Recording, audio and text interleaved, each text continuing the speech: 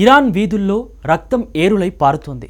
కరడుగట్టిన Islamic చట్టాలు, supreme leader Ayatollah Ali Khamenei నిరంకుశ పాలనకు వ్యతిరేకంగా ఆ దేశ యువత రణభేరి మోగిస్తోంది.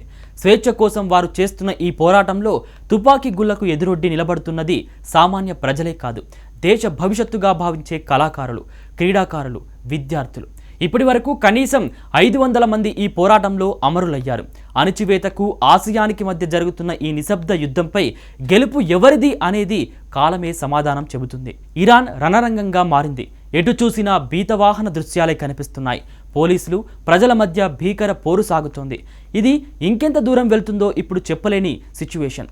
మానవ హక్కుల సంస్థల గణాంకాల ప్రకారం గత 2 వారాల్లోనే 500 మందికి పైగా ప్రాణాలు కోల్పోయారు. వీరిలో 8 మంది పసిపిల్లలు ఉండటం గుండెలను పిండేస్తోంది.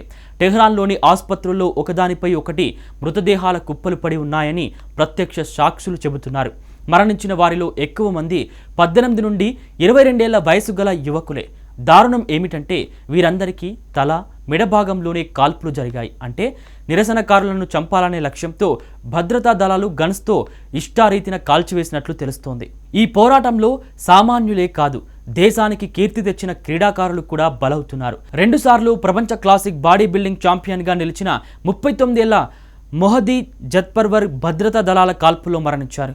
40 ఏళ్లుగా అణిచివేసిన గొంతులు ఇప్పుడు వినిపించాలని ఆయన తన చివరి ఇన్స్టాగ్రామ్ పోస్టులో రాశారు. అలాగే 50,000 మంది ఫాలోవర్లు ఉన్న మోడలింగ్ ఔత్సాహికుడు షహాయన్ అస్సాడుల్లాహి, న్యాయవాది కావాలని కలలు కన్నా అహ్మద్ రేజా అమానీ వంటి వారు ఈ హింసకు బలైపోయారు. ఇరాన్ ప్రభుత్వం నిరసనకారులను కేవలం భౌతికంగానే కాదు, చట్టపరంగా కూడా వేధిస్తోంది. విధుల్లో ఉంటే బుల్లెట్లకు బలవుతారు, పట్టుబడితే మొహరేబహ్ అంటే దేవునిపై యుద్ధం చేశారనే అభియోగాలు మోపి మరణశిక్ష విధిస్తున్నారు. ఇంటర్నెట్ బ్లాకౌట్ విధించి ప్రపంచానికి దేశంలోని నిజాలు తెలియకుండా అణచివేస్తుంది. 3 పిల్లల తండ్రి అయిన ఇబ్రహీం యూసెఫీ వంటి వారు కూడా ఈ పోరాటంలో తమ ప్రాణాలను త్యాగం చేశారు. ప్రస్తుతం ఇరాన్లోని 180 నగరాల్లో ఈ నిరసనలు వ్యాపించాయి. కేవలం మహిళల హక్కులే కాదు, దేశ ఆర్థిక పరిస్థితి, రియల్ పతనం వంటి అంశాలు ప్రజలను రోడ్డుపైకి తెచ్చాయి. ప్రాణాలకు ముప్పు ఉందని తెలిసినా వేల సంఖ్యలో యువత విధుల్లోకి వస్తూనే ఉన్నారు. తూటాలకు రక్తం చిందుతున్న స్వేచ్ఛా వాయువుల కోసం వారు చేస్తున్న ఈ పోరాటం చరిత్రలో నిలిచిపోతుంది. ఖమేనీ పాలనకు వ్యతిరేకంగా మొదలైన ఈ విప్లవం ఎటు దారితీస్తుందనని ప్రపంచం ఉత్కంఠగా గమనిస్తుంది.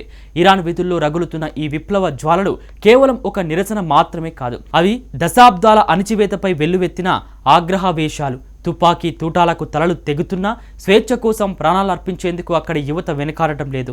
ఈ పోరాటంలో మరణించిన వందలాది మంది వీరుల త్యాగాల నేపథ్యంలో సాగుతున్న ఈ పోరాటంపై ఎవరు పైచేయి సాధిస్తారనే విషయంపై సస్పెన్స్ నెలకొంది. సాధారణంగా ఏ దేశంలోనైనా తుపాకీ కనిపిస్తే జనం ఇళ్లలోకి వెళ్ళిపోతారు. కానీ ఇరాన్లో సీన్ రివర్స్ అయింది. భద్రతా దళాలు ఎంతగా కాల్పులు జరుపుతున్నా, మృతదేహాలు కుప్పలు పడుతున్నా ప్రజలు మరింత పెద్ద సంఖ్యలో విధుల్లోకి వస్తున్నారు. మాకు పోయేదేమీ లేదు, బానిసత్వం కంటే మరణం మేలు అనే ధైర్యం వారిలో కనిపిస్తోంది. టెహ్రాన్ నుండి మొదలైన 180 నగరాలకు వ్యాపించిన ఈ నిరసనలు ప్రభుత్వం ఇంటర్నెట్ను నిలిపివేయవచ్చు, ఆయుధాలతో భయపెట్టవచ్చు, లేదా ఉరిశిక్షలు వేయవచ్చు. కానీ చనిపోయిన ప్రతి నిరసనకారుడి అంత్యక్రియలు మరో వేల మందికి స్ఫూర్తినిస్తున్నాయి. తుపాకీ గుండు గొంతును ఆపగలదేమో కానీ ఒక ఆశయాన్ని ఆపలేదు. ఇరాన్ విధుల్లో చెందుతున్న ప్రతి రక్తపు చుక్క ఒక విప్లవ బీజంగా మారుతుంది. ఖమేనీ నిరంకుశత్వానికి ముగింపు ఎప్పుడో తెలియదు, కానీ ఇరాన్ ప్రజల మనసుల్లో మాత్రం ఆ పాత వ్యవస్థ ఎప్పుడో కూలిపోయింది. స్వేచ్ఛా వాయువుల కోసం వారు చేస్తున్న ఈ పోరాటంలో గెలుపు ప్రజలదా లేక నియంతృత్వానిదా అన్నది కాలమే నిర్ణయించాలి. కానీ ఒక విషయం మాత్రం స్పష్టం, ఇరాన్ ఇకపై మునపటిలా ఉండదు.